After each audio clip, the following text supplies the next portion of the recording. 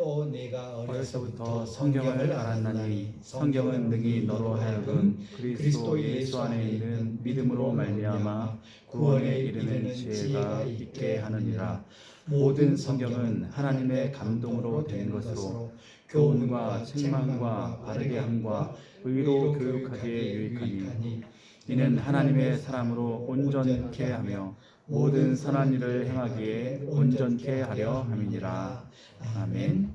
바울 사도가 어렸을 때부터 성경을 잘 배워왔던 사랑하는 제자 디모데에게 성경은 이러이러하다, 성경은 이런 유익을 주고 성경은 이런 근원이 있다, 우리 성경에 대해서 아주 잘 요약해 주신 말씀이 아닌가 생각합니다. 성경은 너로 하여금 그리스도 예수 안에 있는 믿음으로 말미암아 구원에 이르는 지혜가 있게 한다. 모든 성경은 하나님의 감동으로 된 것이다, 하나님의 영감으로 된 것이다 라고 말해서, 우리 성경이 어디서부터 시작되었느냐, 성경의 근원이 뭐냐라는 것을 알려주는 귀한 대목이라고 할 수 있을 것입니다. 우리가 지난주에 우리 성경 교리, 우리 교리에 대해서 개요를 잠깐 생각했습니다. 우리 지난주에 성경 교리를 생각하면서 역사적으로 많은 사람들에게 다 받아들여지는 그런 성경 교리 10가지를 우리가 앞으로 함께 생각하자라는 것 말씀드렸습니다. 우리나라에도 교단들이 참 많지요. 아마 우리나라가 교단이 제일 많지 않을까 생각하기도 한데, 많은 교단들이 있는데 그 교단들이 성경을 보는 관점들이 조금 다르기도 합니다. 강조하는 부분, 성경은 이런 거다라고 강조하는 부분이 조금씩 다르기도 합니다. 예를 들어서 장로교회는 예정설을 많이 강조했죠. 요즘은 조금 덜합니다만은 예지 예정, 구원받을 자와 멸망할 자를 하나님이 예정하셨다라고 극단적인 예지 예정론까지 주장하였죠. 그러나 이제 그것이 맞다 틀리다를 떠나서 강조하는 면이 조금 다르다, 이제 그런 부분, 서로 다른 그런 부분은 좀 차치하고 역사적으로 교회들이 전통적으로 받아들여 왔던 10가지 교리들을 우리 함께 생각해 보자라는 것 우리가 지난주에 말씀드렸습니다. 우리 기독교 대한성결교회는 사중복음 이라고 하는 것을 강조합니다. 중생, 성결, 신유, 재림. 중생은 예수 믿고 거듭남을, 다시 태어남을 말하고 있고요. 우리 그걸 강조하죠. 또 성결, 예수 믿는 사람은 성령의 도우심으로 거룩한 삶을 살게 된다. 성결을 강조하고요. 그리고 신유, 예수님의 능력으로, 주님의 능력으로 우리가 병고침을 받을 수 있다. 신유를 강조합니다. 그리고 재림을 강조하죠. 예수님 다시 오신다. 성경에 여러 가지 강조할 것이 많은데 믿지 아니하는 1900년대 초반에 믿지 않는 사람들에게 전도하기 위한 표제로 중생, 성결, 신유, 재림을 강조했습니다. 그것은 교리, 신학 이런 것이라기보다는 예수님을 모르는 사람들에게 예수님을 믿으면 이런 복을 받는다라는 것을 강조하는, 그래서 그 사중복음을 전도 표제다라고 그렇게 부르기도 하지요. 그 중에 특별히 그 재림 교리 때문에, 재림은 교리죠. 장래일, 종말론, 재림, 이제 기독교 교리 중에 아주 중요한 교리 중에 하나입니다만은, 그것 때문에 일제 시대에 기독교 대한성결교회가 폐쇄를, 교단 폐쇄를 명령합니다. 일제가. 그래서 우리 장로교회나 감리교회나 뭐 다른 교단들이 어떤 특정 교회가 폐쇄된 적은 있습니다. 많이 있습니다. 신사참배 반대했다고 해서 교회를 폐쇄하고 일제에 저항하는 그런 뭐 독립운동 했다고 해서 교회가 폐쇄되고 하는 그런 경우들이 있습니다만은 교단 자체가 폐쇄된 것은 우리 교단이 유일합니다. 그 이유는 뭐 이렇게 신사참배 반대하는 목사님들이 우리 교단에 특별히 많기도 했습니다만은 중요한 것은 재림교리 때문에 일제시대 지금도 그렇죠. 일본은 천황이라고 그러죠. 하늘의 왕이라고 부르죠. 천황을. 그런데 천황이 있는데 또 왕이 온다고 그러느냐 라고 하면서 이제 교단을 폐쇄하는 그런 어려움을 겪기도 했습니다만은 그런 교단마다 독특한 그런 교리 말고 일반적으로 모든 교회들이 받아들이는 교리 10가지를 우리가 지난주에 추려서 함께 생각했습니다. 그리고 그 교리를 이제 매주 하나씩 우리가 살펴볼 텐데 그 첫째가 우리 지난주에 잠깐 하다 말았는데요. 성경 교리죠. 성경이 뭐냐? 성경이 어디서 시작되었느냐? 성경을 볼 때 우리가 믿을만 하냐? 예. 이 성경은 모든 교리의 기초죠. 성경을 우리가 받아들이지 못하면 다른 모든 것을 우리가 받아들일 수 없죠. 성경을 믿지 못하는데 하나님을 믿고 예수님을 믿고 구원을 믿고 장래일을 믿고 그럴 수가 없죠. 그래서 우리가 성경은 믿을 만한 것인가 하는 것을 먼저 살펴보고요. 그 다음에는 하나님이죠. 삼위일체의 첫 번째 위가 되시는 성부 하나님, 그리고 그 다음에는 성자 예수 그리스도, 삼위일체의 두 번째 위격인 그리스도를 볼 것이고요. 그 다음에는 세 번째 위격인 성령을 함께 생각해 볼 것입니다. 그리고 영적 존재인 천사에 대해서 함께 살펴봅니다. 지난주에도 천사에 대해서 잠깐 말했습니다만은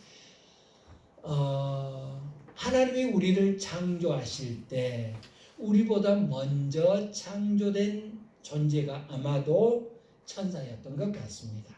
하나님의 심부름하는 하나님의 메신저 역할을 하는 천사를 창조했습니다. 그래서 하나님이 우리를 창조하실 때 천사보다 조금 못하게 창조하셨다. 히브리서에 보면 그렇게 나옵니다. 그런데 우리가 예수 그리스도로 말미암아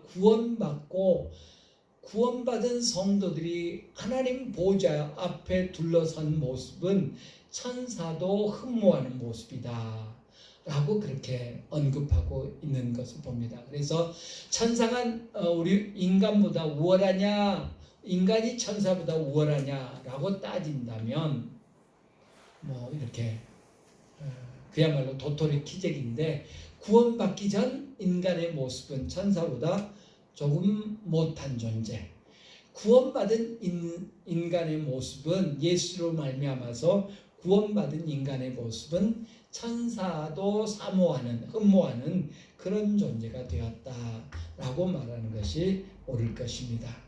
천사론, 또 천사론과 더불어서 수호천사 문제, 성경에 우리 예수님께서 딱 한 번 수호천사를 언급합니다. 그런데 과연 그 수호천사가 우리가 숭배할 만한 대상인가 하는 거, 우리가 영적 존재이지만 결코 천사는 숭배의 대상이 되지 못한다. 예, 우리나라 가톨릭은 그래도 건전해요. 그래도 뭐 유럽의 가톨릭이랄지 저 남미의 가톨릭이랄지 뭐 북미도 그러긴 합니다만은 북미도 좀 덜하고요. 남미 같은데 유럽 같은데 이 가톨릭은 저게 하나님 믿는 사람들인가라고 싶을 정도로 그렇게 변질된 그런 모습을 우리가 볼 수 있는데 그쪽 사람들은 이 천사 숭배 사상이 대단합니다. 그걸 우리 천사론 할 때 함께 살펴볼 거고요. 그 다음에 인간, 사람은 누군가? 사람은 어떤 존재인가? 창조되었나 진화했나? 사람의 운명은 어떻게 될 것인가 하는 것들을 살펴볼 것이고요. 죄는 어떻게 시작되었는가? 죄로 말미암은 인간의 모습은 어떻게 변질되었는가? 그 다음에는 구원론. 우리가 어떻게 구원받을 수 있는가? 예수님의 피가, 예수님이 우리 구원에 어떤 역할을 감당하는가? 그리고 구원받은 사람들의 모임인 교회는 어떤 존재인가? 건물인가? 사람의 모임인가? 하는 것들을 우리가 함께 살펴보겠습니다. 그리고 마지막으로 종말에 대해서, 장래일에 대해서, 우리 흔히 종말론 그렇게 이야기하죠. 장래되어질 일들에 대해서 성경은 뭐라고 말하는가 하는 것을 생각하려고 합니다. 이 모든 것에 있어서 가장 기본이 되는 것은 하나님의 말씀 성경이더라 라는 것입니다. 성경이 이 모든 것들을 말하고 있죠. 성경이 모든 것들을 말하고 있죠. 성경 밖의 언급들, 성경 밖의 어떤 자료들을 가지고 뭐 하나님이랄지 예수님이랄지 성령이랄지 죄랄지 인간 천사 뭐 이런 것들을 말하면 전부 이단에 빠지기 쉽습니다. 아니 이단에 빠지게 됩니다. 잘못된 믿음을 갖게 되더라. 그래서 모든 이 교리의 바탕은 성경이다라는 거 우리가 기억해야 되겠습니다. 우리 지난주에도 함께 잠깐 생각했는데요. 내가 성경에 대해 이해하지 못하는 것이 나를 괴롭히는 것이 아니다. 성경을 내가 이해하지 못하고 있다는 사실이 나를 괴롭힌다. 라고 마크 트웨인이라고 하는 설교가 겸 주석가는 그렇게 이야기했습니다. 성경은 스스로를 변호하지 않습니다. 성경은 스스로를 변호하지 않는다. 성경 어디에 봐도 물론 그런 것을 암시하는 구절이 있습니다만은 성경이 성경 자체를 이래서 믿을 만하다 라고 말하지는 않습니다. 어떤 사건, 예를 들어서 바울이 예수님의 부활에 대해서 언급하면서 부활하신 예수님이 게바에게도 나타났고 여자들에게도 나타났고 누구에게도 나타났고 마지막으로는 만삭되어나지 못한 자 같은 내게도 나타났다. 또 부활하신 예수님이 많은 무리들이 함께 모여있을 때 500여 명이 모여있을 때 그 가운데 나타나기도 하셨다. 그래서 부활은 믿을만 하다 라고 이야기합니다. 또 요한 사도는 요한 1서에서 복음에 대해서 언급하면서 예수 그리스도에 대해서 언급하면서 우리가 눈으로 보았고 손으로 만진 바 됐다. 예수님을 친히 자신이 목격한 사람임을 이야기하면서 그것을 쓴 복음서들이 그것을 쓴 책들이 믿을만 하다는 것을 암시할 뿐 믿어야 돼. 이것은 믿어야 돼. 라고 말하지 않는다라는 것입니다. 나중에 이제 하나님에 대해서도 언급하겠습니다만 신론에 대해서도 말씀드리겠습니다만은 성경은 하나님의 존재를 증명하지 않습니다. 창세기 1장 1절 어떻게 시작하죠? 태초에 하나님이 천지를 창조하시니라 라고 시작합니다. 하나님은 계신 분입니다. 하나님이 존재하신다는 것을 전제로 해서 그분이 세상을 창조하셨다라고 말합니다. 성경도 마찬가지입니다. 성경을 누가 썼으니까 믿을만 하지 않냐. 성경을 몇 년도에 우리가 전에도 우리 서신서나 이런 거 복음서를 하면서 제가 여러 차례 강조해서 말씀드렸습니다만은 우리 모두가 인간이기 때문에 성경을 60년대 초중반에 썼다. 그러면 예수님이 승천하신 후에 불과 30년 이쪽 저쪽에 성경이 쓰여졌다. 따라서 그때는 예수님을 목격했던 사람들, 오병이의 기적을 체험했던 사람들이 갈릴리 지역에서 모였던 사람들 중에 떡 받아 먹은 사람들이 살아있을 때다. 따라서 정말 그것이 황당한 이야기였다면 이거 거짓말이라고 아마 소문이 자자했을 거다. 그래서 성경이 슬그머니 사라졌을 것이다. 우리가 그렇게 상상할 수 있지 않습니까? 오늘날도 수많은 사람들이, 특히 미국 사람들은 대통령을 물러나면 꼭 회고록을 쓰는 그런 전통이 있답니다. 그런데 어떤 회고록은 많은 사람들이 사서 보고 이랬었구나 하는 책이 있는가 하면 그렇지 못하고 그냥 몇 부 팔리지도 않고 슬그머니 사라져버리는 책들도 있다고 그럽니다. 왜? 황당한 이야기니까. 우리 전두환 씨도 회고록을 썼어요. 근데 사람들이 사봅니까? 안 사보죠. 그것 때문에 막 재판받고 오히려 어려움을 겪었죠. 거짓말을 썼으니까. 자기 합리화하는 그런 말들을 쓰고 진실을 밝히지 않았으니까 그렇죠. 성경은 스스로를 변호하지 않더라. 왜? 변호할 필요조차도 없는 하나님의 말씀이기 때문이지 않을까 싶습니다. 성경 메시지의 진위를 확인시키는데 지면을 할애하지 않더라. 야, 봐라. 이러니까 성경은 진짜다. 이러니까 이 기록은 진짜다. 이러니까 예를 들어서 이스라엘 백성들이 출애굽한 사건, 우리 오늘날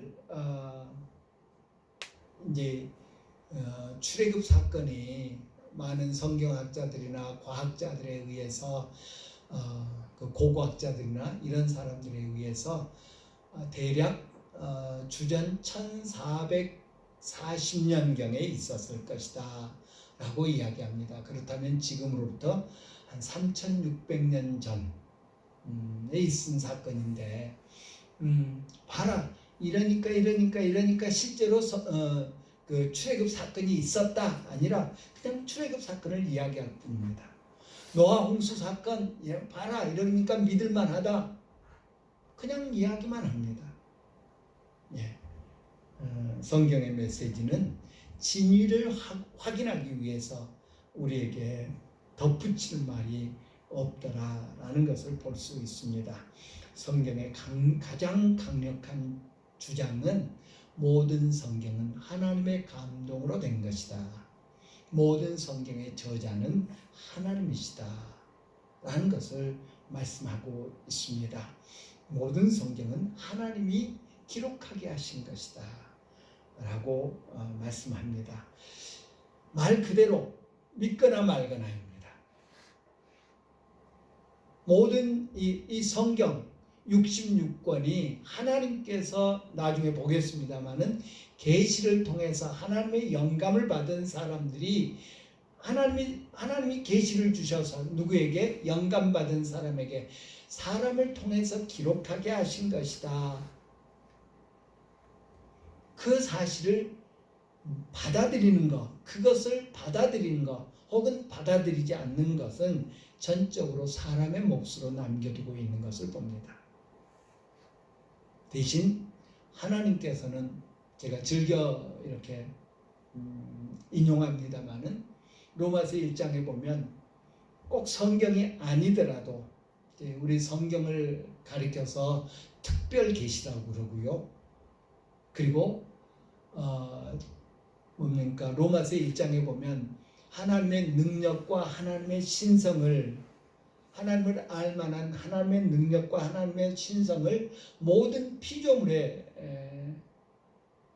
두어서 하나님을 알게 만드셨다라고 그렇게 말하죠. 그것을 일반 계시라고 부릅니다. 그 인류학자들이 연구를 했다고 그러죠. 인류학자들이 무슨 연구를 했냐면 이 인간이 신을 추구하는 그런 것이 어디서 나왔을까? 종교는 기독교는 사람이 만든 종교냐? 아니면 정말 신이 주신 신심에 의한 것인가? 라는 것을 알기 위해서 연구를 했다고 그럽니다. 그래서 많은 부족, 많은 민족들의 종교들을 이렇게 조사하고 보니까 모든 인간에게는 신을 섬기는 그런 행위가 있더라. 모든 인간에게. 한 번도 지금도 아마존 저 깊은 데 가면 그 문명과 접촉해 보지 못한 그런 부족들이 있다고 그러죠. 그런데 그런 깊숙한 곳까지 찾아가서 그 부족들을 만나보면 심지어는 그 인육을 먹는 우리 동남아시아 어디에도 그렇고요. 그 브라질 아마존 지역에도 그렇고요. 전쟁을 하고 부족끼리 전쟁을 하고 승리한 부족들이 적들의 살을 이렇게 구워 먹는 인육을 먹는 풍습이 없어진 지가 그렇게 오래되지 않는데요. 아무튼 그런 부족도 보니까 신을 섬기는, 그게 하나님은 아니지만 신을 섬기는 일을 하더라. 반면에 아무리 우리 흔히 우리 인간이 침팬지에서 진화했다라고 그러잖아요. 그런데 어떤 고등 동물도 신을 섬기는 행위를 하지 않더라. 그래서 과연 인간이 진화됐다고 하는 것이 맞는가 하는 그런 질문까지를 던지는 그런 조사를 했습니다. 하나님을 알만한, 그래서 파스칼이라고 하는 철학자는 우리 사람에게는 디바인 버쿰이 있다는 유명한 말을 남겼습니다. 디바인이라고 하는 말은 신이라는 말이고요. 버쿰이라고 하는 것은 진공, 버쿰 클리어 진공청소기를 그렇게 말하죠. 신이 만든 진공 상태가 있다. 신만이 채울 수 있는 공간이 우리 인간에게는 있다. 라고 그런 말을 남기기도 했습니다만은 아무튼 하나님은 성경을 기록하게 하시고 그래서 성경을 통해서 당신을 우리에게 보여주는 그런 역할을 하는데 그 일에 사람의 언어로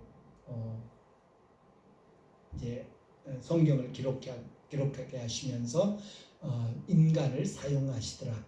약 40명의 사람들이 모세 때부터니까 거의 4,000년 가까이 이제 성경을 기록하게 하는 그런 일을 하였습니다. 하나님이 계시로 성경을 기록하게 하였습니다. 오류가 없이 기록하게 하셨고요. 그 성경의 내용에는 하나님, 인간, 삶, 죽음 등에 대한 진리를 담게 하셨더라 하는 것입니다.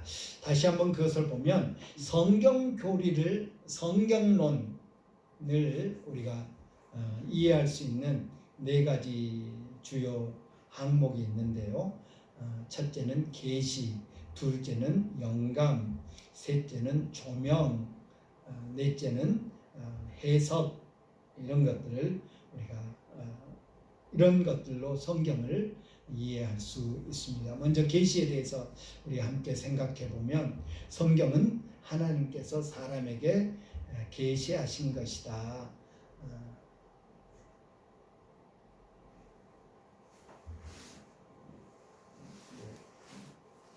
계시가 안 나타나죠? 예, 성경은 하나님께서 계시하신 것이다. 계시라고 하는 말은 드러낸다라는 그런 표현, 그런 의미가 있습니다. 하나는 밝혀준다, 드러내준다. 내 생각을 감추고 있던 내 생각을 친한 친구에게 드러내준다. 너만 알아 라고 하면서 드러내주는 그런 의미를 갖고 있습니다. 하나님은 사람들에게 하나님께서 알려주시기 원하는 것, 사람들이 알기 원하는 것이 아닙니다. 이것은 사람들이 알아야 돼. 세상을 살아갈 때에 이것은 사람들이 알아야 돼. 사람들이 바르게 살기 위해서, 창조주를 기쁘게 하는 삶을 살기 위해서, 하나님과 올바른 관계를 갖게 하기 위해서, 다른 사람들과 올바른 관계를 갖게 하기 위해서 이것은 알아야 돼 라는 것들을 알려주시는 것이 계시입니다. 그래서 때로는 우리가 답답해할 경우도 있습니다. 왜 하나님은 이 부분 말씀해 주지 않으셨지? 라는 것들이 종종 있을 수 있습니다. 이것도 좀 말씀하시면 좋을 텐데 하는 그런 부분이 있습니다. 그러나 하나님께서 계시해 주실 때에 하나님께서 알려주시기를 원하는 것. 이것은 인간이 꼭 알아야 될 일이야. 구원받기 위해서는 인간이 죄인이라는 것을 알아야 되고, 구원받기 위해서는 어린 양의 보혈이 필요하다는 것을 알아야 되고, 알아야 될 것들, 그것들을 가르쳐 주시더라라는 것입니다. 그러므로 성령이 이르신 바와 같이 오늘 너희가 그 음성을 듣거든 하나님이 성령을 통해서 알려주신 것, 그것이 바로 계시다라고 말할 수 있을 것입니다. 그래서 우리가 때로 성경을 읽으면서 조금 더 설명해 주시지, 조금 더 알려주시지, 이런 것들이 있을 수 있습니다. 그러나 그것은 어떻게 생각하면 우리가 몰라도 되는 것, 하나님 생각에, 하나님 판단에 몰라도 되는 것이라는 사실을 기억합시다. 알려주신 것만 다 알아도 얼마나 좋겠습니까? 하나님께서 이거 알아야 돼 하고 알려주셨는데도 더 이상 알려고 하지 않고 하는 그런 경우들을 우리가 많이 경험하죠. 두 번째, 영감 혹은 감동이라고 하기도 하죠.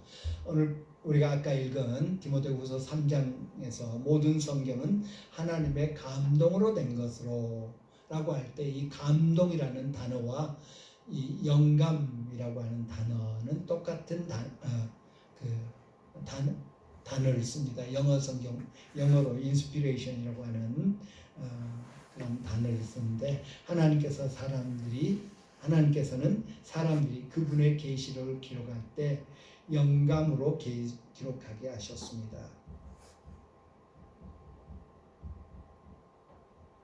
영감으로 기록하게 하셨습니다. 사람이 있습니다. 말씀드렸던 것처럼 모세를 시작으로 해서 모세가 이제 모세 오경을 썼죠.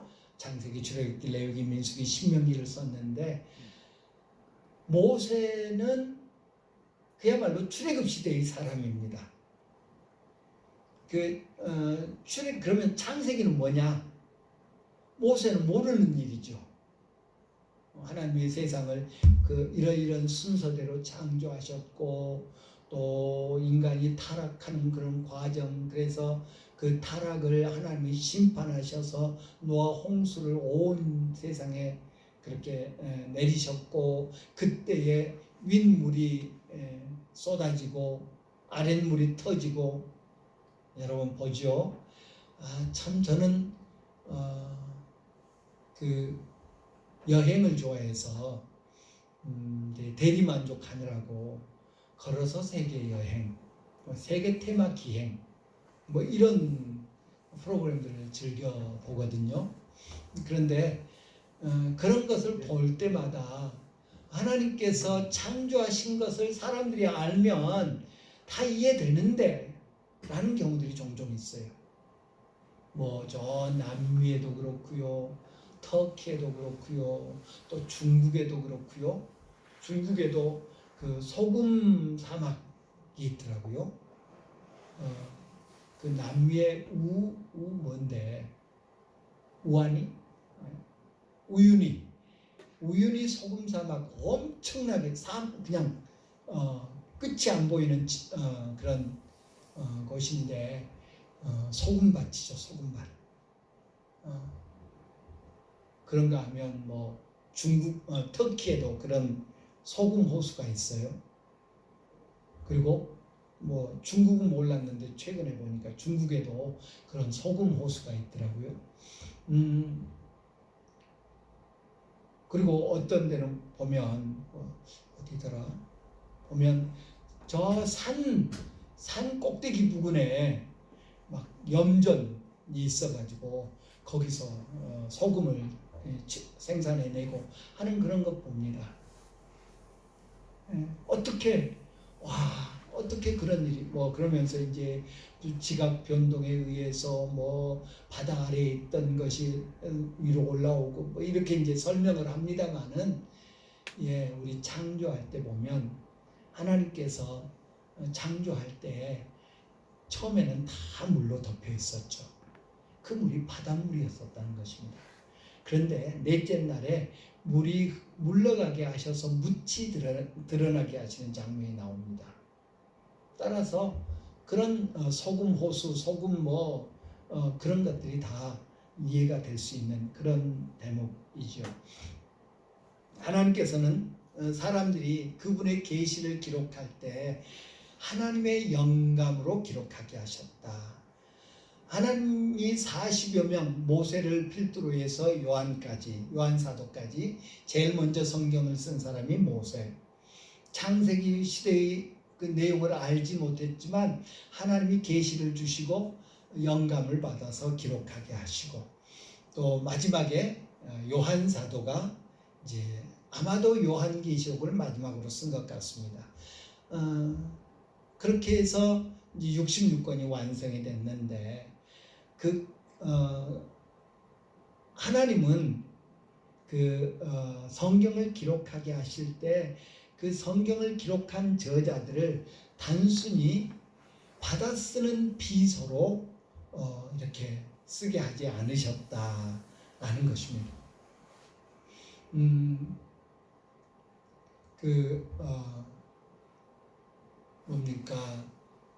높은 분들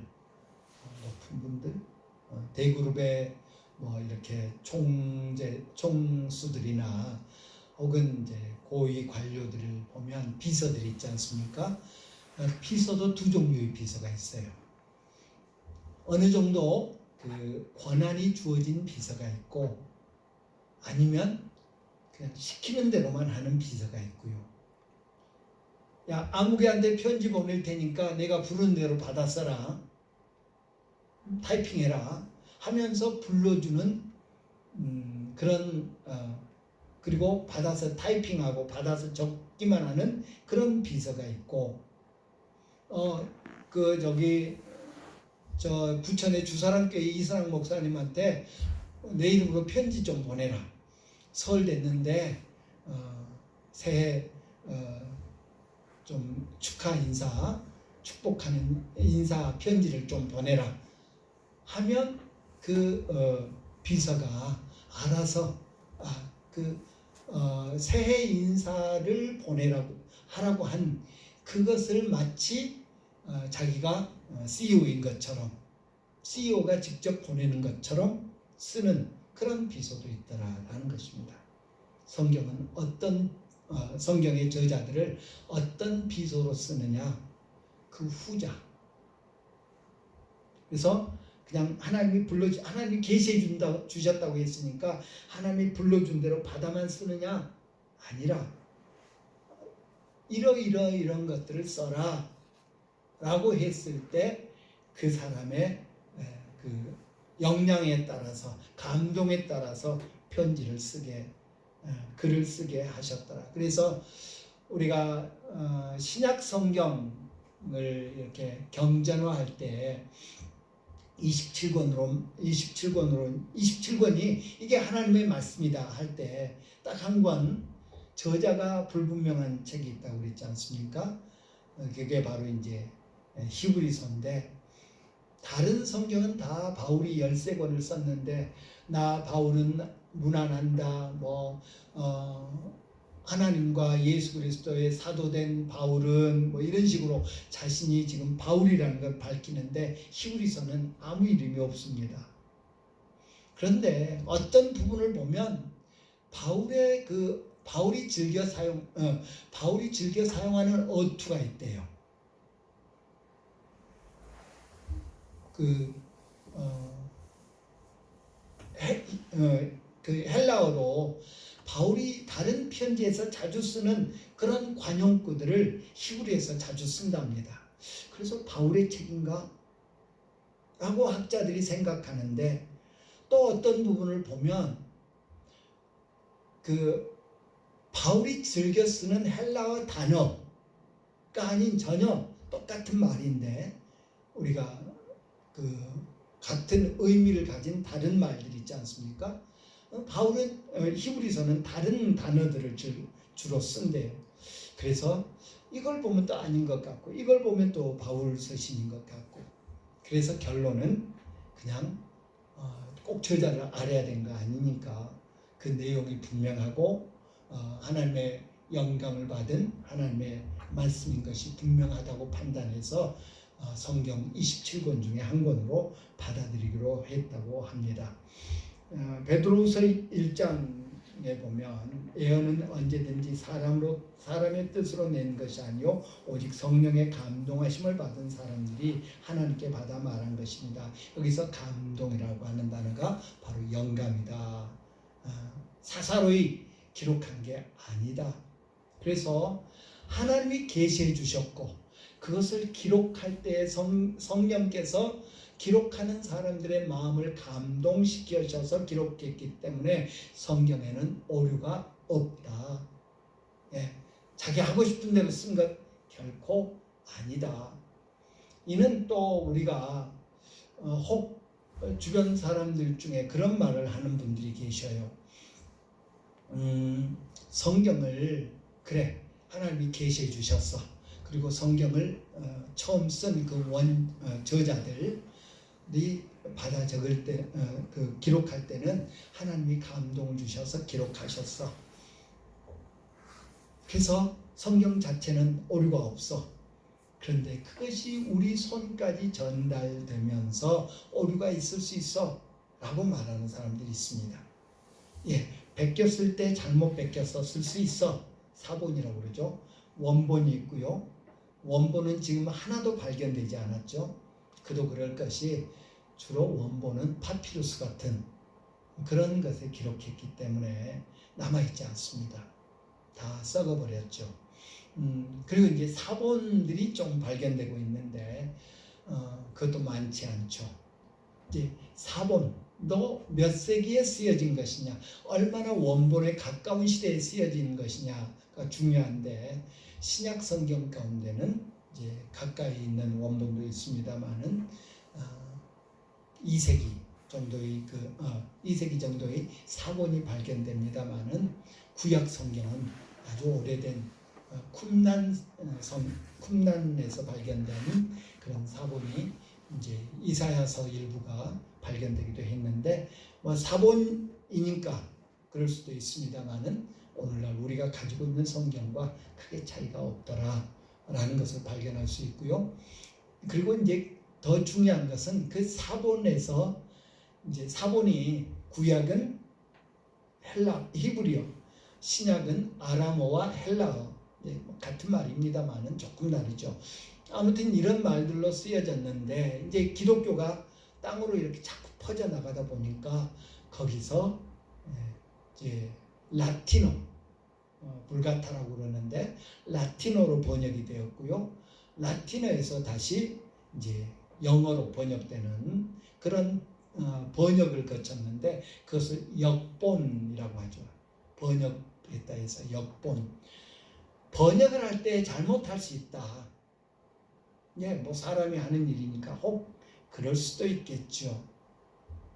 그런데 유명한 일화가 있죠. 그 영어 성경 중에 제일 권위를 인정받는 제일 오래된 성경이 킹 제임스 버전이라고 하는 게 있습니다. 제임스 왕의 역본이라는 그런 말인데, 제임스 왕이 성경을 영어로 번역하게 했답니다.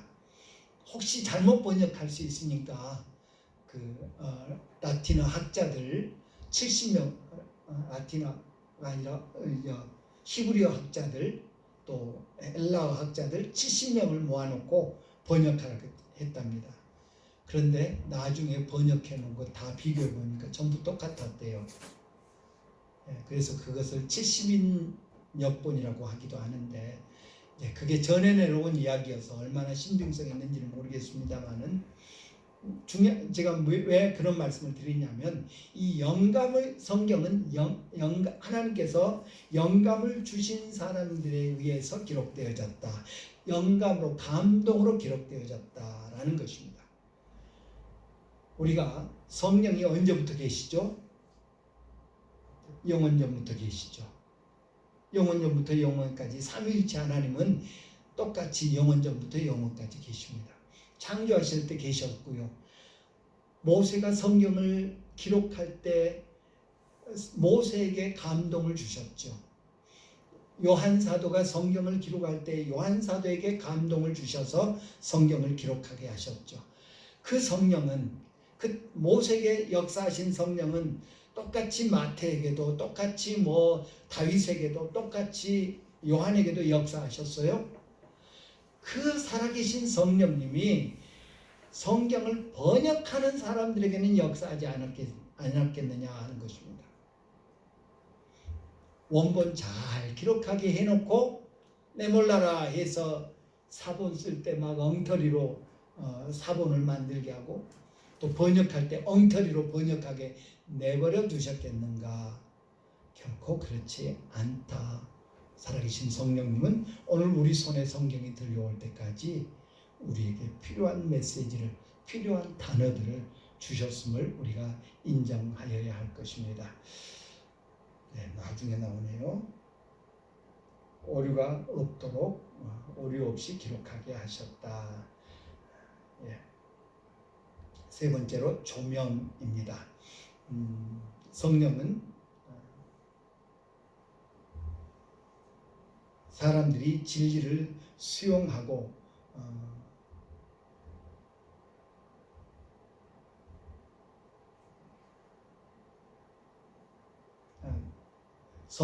성령께서는 사람들이 성경을 읽을 때, 이제 1번, 2번은 성경을 기록할 때의 성령의 역사라고 한다면, 이 3, 4번은 성경을 우리가 읽을 때 성경을, 진리를 이해하고 또 포용할 수 있도록 그렇게 만드셨습니다. 포용할 수 있도록 하십니다. 우리가 세상의 영을 받지 아니하고 오직 하나님께로부터 이 영을, 온 영을 받았으니 이는 우리로 하여금 하나님께서 우리에게 은혜로 주신 것을 알게 하려 하심이라. 하나님이 우리에게 은혜로 주신 것, 하나님의 말씀을 알 수 있도록 하기 위해서 우리 마음에 역사하신다라는 것입니다. 조명하다, 조명, 우리 조명 이렇게 하는 같은 맥락입니다. 밝게 비추다, 밝게 하다. 성령께서는 우리 마음에 밝게 비추어 주셔서 하나님의 말씀을 이해할 수 있도록 도우신다라는 것입니다. 우리 지난주에도 생각했죠. 성경은 하나님의 영역과 인간의 영역이 함께 있는 부분이다. 따라서 인간의 역사는 우리가 이해할 수 있고, 그 사람이 그런 죄를 지었구나, 그 사람이 그렇게 하나님의 은혜를 받았구나 이해할 수 있지만, 하나님의 영역은 우리가 이해할 수 없는데 성령께서는 우리 마음에 깨달음을 주셔서, 우리 마음에 빛을 주셔서 진리를 깨닫도록 도와주신다라는 것입니다. 마지막으로 해석. 우리는 가르침을 더 깊이 이해하기 위해서 성경을 부지런히 공부해야 합니다. 해석은 우리의 영역이라는 거죠. 물론 성령님의 도우심을 구해야 합니다. 성령님은 우리가 성경을 잘 해석하도록 도우십니다. 그럼에도 불구하고 이 해석은 극히 주관적인 영역이다라는 것입니다. 똑같은 말씀을 우리가 그러지 않습니까? 하나님의 말씀을 읽을 때 우리가 처한 형편 사정에 따라서 그 말씀이 다르게 다가올 수도 있죠. 뭐 전에는 뭐 그냥 지나쳤던 그 성경 구절이 어떨 때는 우리에게 막 크게 와닿고 우리 마음에 깊은 깨달음을 주기도 하죠. 너는 진리의 말씀을 옳게 분별하며 부끄러울 것이 없는 일꾼으로 인정된 자로서 자신을 하나님 앞에 드리기를 힘써라. 하나님의 말씀을 깊이 알고 이해해서 하나님의 말씀에 헌신하는 그런 우리들이 되어야 될 것을 말씀합니다. 성령의 조명이 없이는 우리가 성경을 해석할 수 없고요. 또 성경을 잘 해석하기 위해서는 우리의 노력이 없이는 또 불가능하다라는 것입니다. 그래서 조명과 해석, 성령께서 우리 마음속에 깨달음을 주시고 또 깨닫기를 사모하면서 읽고 이야기를 위해서 또 공부하고 하는 노력도 아울러 있어야 된다. 성경을 기록하는 자들에게 계시를 주시고 영감을 주셔서 감동을 주셔서 오류 없이 기록하게 만드셨다. 하나님이 우리에게 알려주기를 원하시는 것들을 오류 없이 잘 기록하게 하셨고 그 성경을 건네받은 우리는 성령의 도우심을 받아서 또 우리의 적극적인 그런 성경 연구를 통해서 공부를 통해서 하나님의 뜻을 바르게 이해하고 그리고 그 뜻을 우리 삶에 실천하는 그런 우리들이 되어야 될 줄 믿습니다. 오늘 여기까지 하겠습니다. 다음에는 우리 신론, 하나님은 누구신가 하는 것들을 함께 살펴보겠습니다. 지난주에 우리 유인물 드렸는데 너무 이렇게 2페이지를 1페이지로 넣다 보니까 너무 작아졌는데 제가 다시 만들어서 또 다음 주 것까지 함께 드리도록 하겠습니다. 기도하겠습니다.